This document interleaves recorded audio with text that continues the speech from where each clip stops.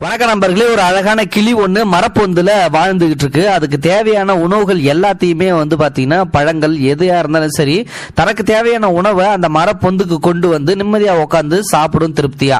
இப்படி ஒரு நாள் சாப்பிட்டுக்கிட்டு இருக்கும் போது பாத்தீங்கன்னா அங்க திடீர்னு யமதர்ம ராஜா வராரு. அங்க வரும்போது பாத்தீங்கன்னா கிளி பார்த்துட்டு நம்மளதான் ஒருவேளை கொண்டு போறதுக்காக வராரோ அப்படின்னு சொல்லிட்டு பார்த்து பயந்து போய் நடுங்கி நிக்குது. அப்போ அந்த கிளிக்கு எதிர்த்தாப்புல உள்ள ஒரு மரத்துல ஒரு குரங்கு ஒண்ணு தாவி தாவி விளையாண்டுட்டு இருக்குது. அந்த குரங்க தான் பாத்தீங்கன்னா கொல்றதுக்காக பாச கயிறை வீசுறாரு. அதே மாதிரி பாத்தீங்கன்னா கிளை உடஞ்சி குரங்கு பாத்தீங்கன்னா கீழே விழுந்து இறந்து போயிடுது. அதுக்கப்புறம் அந்த உயிரை யமதர்ம ராஜா எடுத்துட்டு போறாரு. இதை பார்த்த கிளிக்கு பாத்தீங்கன்னா தன்னுடைய வாழ்க்கையும் கூட இப்படிதான் மாறுமோ, தனக்கும் இந்த மாதிரி கதி ஏற்படுமோ அப்படின்னு சொல்லிட்டு பயந்து போயிடுது. அதனால இதுக்கப்புறம் நம்ம எப்படியாவது நம்மளோட உயிரை ஒரு கொஞ்ச காலத்துக்கு தக்க வச்சுக்கணும். அதனால உடனடியா நம்ம உயிர் போகக்கூடாது, எனக்கு என்னமோ நம்மளை கொல்ல வந்த மாதிரி தான் தெரிஞ்சுது அப்படின்னு சொல்லிட்டு கிளி என்ன நினைச்சது அப்படின்னா, ஈஸ்வரன் கிட்ட போனா இதை சரி பண்ணிடலாம் அப்படின்னு சொல்லிட்டு கிளி ஒரு பயங்கரமான முடிவு எடுக்குது. அதாவது சிவபெருமான நம்ம தொடர்ந்து வழிபட்டா அதுக்கான தீர்வு நமக்கு கிடைக்கும் அப்படின்னு சொல்லிட்டு சிவபெருமானுடைய சிலைக்கு பாத்தீங்கன்னா பயங்கரமா 3 நாட்கள் பசியோட தவம் இருந்து பூஜையை முடிக்குது. இப்போ அந்த பூஜையோட பலனாக சிவபெருமான் அவர்கள் பாத்தீங்கன்னா அந்த கிளி முன்னாடி தோன்றி இவ்வளவு கடுமையா எனக்காக பிரார்த்தனை செஞ்சிருக்க, உனக்கு என்ன வேணும், ஏன் இவ்வளவு கடுமையா முயற்சி செய்யற என்னை பாக்குறதுக்கு அப்படின்னு சொல்லிட்டு கேட்கிறாரு. உடனே பாத்தீங்கன்னா அந்த கிளி என்ன சொல்லுது அப்படின்னா, நான் ஒரு நாள் மரத்து பொந்துல உட்காந்து உணவு சாப்பிட்டுட்டு இருக்கும் போது யமதர்மராஜா அவர்கள் பாத்தீங்கன்னா முன்னாடி தோன்றினாரு. அப்போ பாத்தீங்கன்னா நான் என்னதான் கொல்ல வராருன்னு சொல்லிட்டு பயந்து போனேன். ஆனா எனக்கு முன்னாடி இருந்த ஒரு மரத்துல ஒரு குரங்கு தாவிக்கிட்டு இருந்தது. அதை கொண்டு எடுத்துட்டு போனாரு அதோட ஆன்மாவை. ஆனா எனக்கு அந்த நேரம் பார்த்த உடனே பயமா இருந்துச்சு, ஒருவேளை நமக்கும் இதே கதி தான் வருமோ. ஆனா பாத்தீங்கன்னா இப்பதான் என்னுடைய வாழ்க்கையை தொடங்க ஆரம்பிச்சிருக்கேன். ஆனா இதுக்கப்புறம் என்னுடைய வாழ்க்கையும் அதே மாதிரி ஆயிடக்கூடாது அப்படின்றதுக்காக தான் நான் உங்ககிட்ட இந்த மாதிரி ஒரு வரம் கேட்கிறேன் அப்படின்றாங்க. என்ன வாழ்க்கை வரம் அப்படிங்கும்போது, நான் எனக்கு சாவே இருக்கக்கூடாது, நான் சாகா வரம் பெற்று இருக்கணும், நான் கிட்டத்தட்ட 100 வருஷம் வாழ்ந்தே ஆகணும் அப்படின்னு சொல்லிட்டு அந்த கிளி சொல்லுது.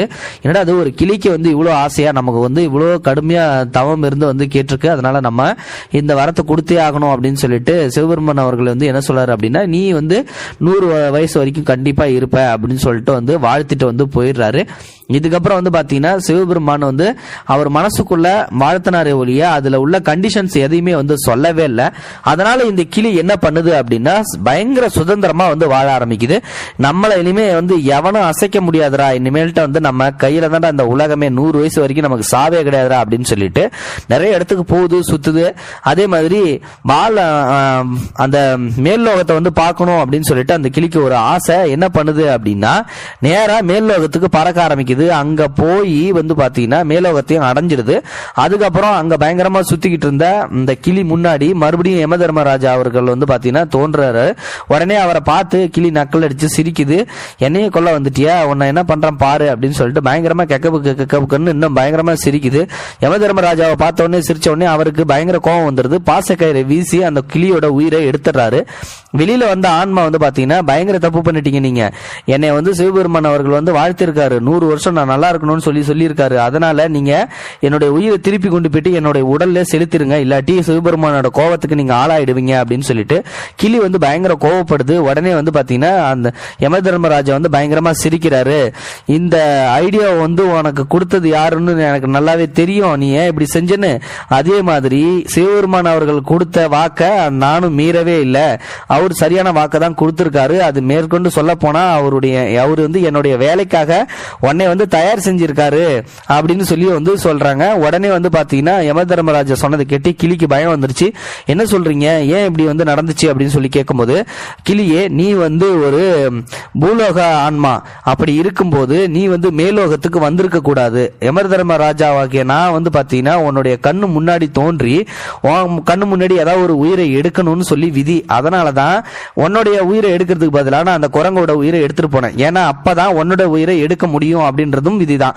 அதனாலதான் உன் கண்ணு முன்னாடி ஒரு குரங்கோட உயிரை எடுத்துட்டு போனேன். அந்த சமயம் நீ அதை பார்த்துட்டு சிவபெருமான வழிபடுவ அப்படின்றதும் விதிதான். அதே மாதிரி அவரை வழிபட்ட சிவபெருமானும் வந்தாரு.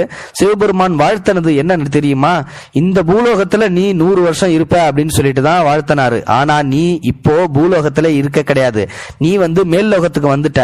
நீ இதுவே பூலோகத்துல இருந்திருந்த அப்படின்னா 100 வயசு வயசு வரைக்கும் உன்னோட உயிரை என்னால எடுத்திருக்க முடியாது, சிவபெருமான கட்டளையும் கூடாது, அவருடைய கட்டளை என்னால மீறி இருக்க முடியாது. ஆனா அவர் வாழ்த்தினது நீ இந்த பூலோகத்துலன்னு சொல்லி சொன்னாரு. ஆனா நீ இந்த பூலோகத்துல இல்லாம மேல் லோகத்துக்கு வந்ததால அவர் சொன்ன வாக்கு பிரகாரம் நீ பூலோகத்துல இல்ல அப்படின்றது தெளிவாயிடுச்சு. அதனால நீ மேல் லோகத்துல இருக்கணும், உன்னுடைய உயிரை எடுக்கணும்னு சொல்லிட்டு எனக்கு வந்து கட்டளை இட்டு இருக்காரு சிவபெருமானே. அதனால என்னுடைய வேலையும் ஈஸியா முடிஞ்சிடுச்சு அப்படின்னு சொல்லிட்டு யம தர்மராஜா வந்து சொல்றாரு. உடனே அந்த கிளிக்கு வந்து பயங்கர சோகமா ஏற்பட்டு தன்னுடைய ஆன்மாவோட அந்த கிளியை வந்து பாத்தீங்கன்னா நேரா சொர்க்கத்துக்கு அழைச்சிட்டு போயிடுறாரு யம தர்மராஜா. சோ இதுல இருந்து ஒரு விஷயம் மட்டும் நல்லா உங்களுக்கு புரிஞ்சிருக்கும். எது நடக்கணும்னு நீ இருக்குதோ அது கண்டிப்பா நீங்க எங்க போய் ஓடி ஒளிஞ்சாலும் நடந்தே தீரும். அதை மட்டும் யாராலையும் மாத்தவே முடியாது. அதனால தயவு செஞ்சு விதியை மதியால வென்றலாம் அப்படின்னு சொல்லிட்டு இந்த காலத்துல ஒரு காலமும் நினைச்சிடாதீங்க. அதுக்கு ஒரு சின்ன எக்ஸாம்பிள் ஸ்டோரி தான் இது. இந்த ஸ்டோரி பிடிச்சிருந்ததுன்னா மறக்காம லைக் பண்ணுங்க, இந்த வீடியோவை மற்றவங்களுக்கு ஷேர் பண்ணுங்க, கூடவே நம்ம சேனலையும் சப்ஸ்கிரைப் பண்ணுங்க. தேங்க்யூ ஃபார் வாட்சிங். இது போன்ற செய்திகளை உடனுக்குடன் நீங்கள் தெரிந்து கொள்ள மறக்காமல் எங்களுடைய சேனலை சப்ஸ்கிரைப் செய்யவும், கூடவே பக்கத்தில் வரும் பெல் ஐக்கானையும் கிளிக் செய்யவும்.